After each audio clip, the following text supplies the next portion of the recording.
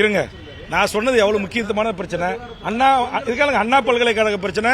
அது ஏற்கனவே காவல்துறை கைது செய்யப்பட்டிருக்கிறது, குண்டத்தடுப்பு சட்டம் போடப்பட்டிருக்கிறது. அது குறித்து பல பத்திரிகையாளர் சந்திப்பு தமிழ்நாடு முழுக்க நடத்திருக்கிறேன். நான் சொன்னதுல கேள்வி இருந்தா கேட்கலாம். விசாரணை பிரசாந்த் கிட்ட எந்த விசாரணையும் கிடையாது. அவர்கள் அரசியல் துறை பொறுப்பாளர்கள். அவர்கள் இங்க முன்னாள் முதலமைச்சராக இருந்த எடப்பாடியை சந்திச்சிருக்காங்க, திமுக நாடாளுமன்ற உறுப்பினர் சந்திச்சிருக்காங்க, தமிழ்நாட்டில் இருந்த எல்லா அரசியல் கட்சி தலைவர்களையும் சந்திச்சிருக்காங்க. அவங்க தலைமுறை வாழ்க்கை வாழக்கூடியவர் அல்ல. குறிப்பா நேற்று கைது செய்யப்பட்ட சுரேஷோ, அதற்கு முன்னாடி கைது செய்யப்பட்ட இலக்கியனோ, நாதனோ அவர்கள் பொதுவெளியில் இருக்கக்கூடியவர்கள் தான் அந்தந்த காவல் நிலையங்களை பதிவு செஞ்சிருக்காங்க. ஆனா அந்த எக்ஸ்பைரி ஆகி போச்சு அப்படின்றதால அதனால பாஸ்போர்ட் ஆக்ட்ல கைது செய்யப்பட்டிருக்காங்க. அப்படி கைது பண்ணோம்னா தமிழ்நாட்டில் பல ஈழத்தமிழர்களை கைது பண்ணும். அது வேண்டாம் மாண்புமிகு முதலமைச்சர் வேண்டுகோள் வச்சிருக்கேன்.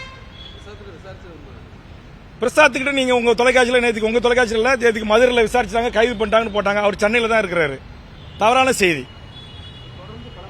இது ஒன்றிய அரசினுடைய உளவுத்துறை வேண்டும் என்று கூட்டணி கட்சியில் இருக்கிற வைகோவுடைய உதவியாளர் கைது, அவர் புலிகளோட இருந்தாரு, புலிகளுக்கு அடக்கம் கொடுத்தாரு செய்தியை பரப்பி இதுவே ஆதாரமாக்கி தமிழ்நாடு சார்பா உயர்நீதிமன்றங்கள மனுக்களை கொடுத்து எல்டிடி தடையை நீடிப்பதற்கான ஒன்றிய அரசு சிங்கள புலனாய்வு தேடுகிற காரணத்தை நம்முடைய அரசு நம்முடைய கியூ பிரிவை ஏற்படுத்திவிடக் கூடாது என்பதுதான் என்னுடைய வேண்டுகோள்.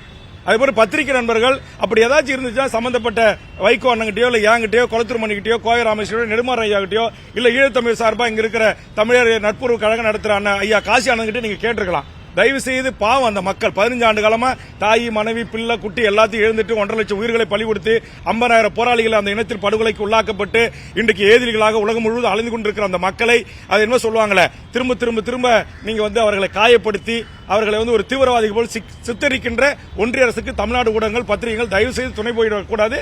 நீங்க டைரக்டா எங்ககிட்டே கிளங்க, நாங்க வெளிப்படைத்தன்மையா பேச தயாராக இருக்கிறோம்.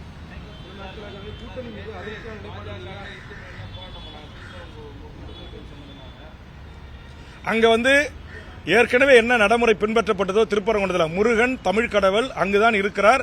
அங்கு அவர்கள் வழிபடுவதற்கோ பக்தர்கள் செல்வதற்கோ எந்த தடையும் கூடாது. அதே மாதிரி அங்க மசூதியோ பள்ளிவாசலோ ஏற்கனவே கடந்த இத்தனை ஆண்டு காலம் தமிழர் மரபு வழியாக எப்படி அங்க கடைபிடிக்கப்பட்டதோ அவர்கள் எந்த உரிமையை அவர்கள் அனுபவித்து வந்தார்களோ அந்த உரிமைகளை அனுபவிக்க வேண்டும். இருதரப்பு மக்களும் ஒரு தரப்பு மக்களை அனுமதித்து இன்னொரு தரப்பு மக்களை தடுப்பதோ கூடாது என்பதுதான் என்னுடைய பார்வை.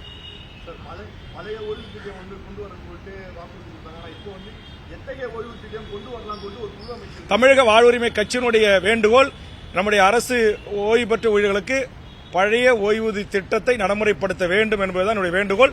சட்டமன்றத்தில் அழுத்தம் திருத்தமாக பேசியிருக்கிறேன், கவன ஈர்ப்பு தந்தும் இருக்கிறேன்.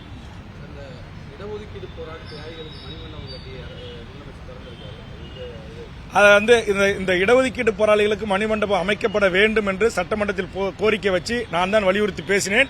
முதலமைச்சர் எழுந்து அமைக்கப்படும் என்றார். அப்படி அமைத்து தந்திருக்கிறார், அதற்காக நன்றி.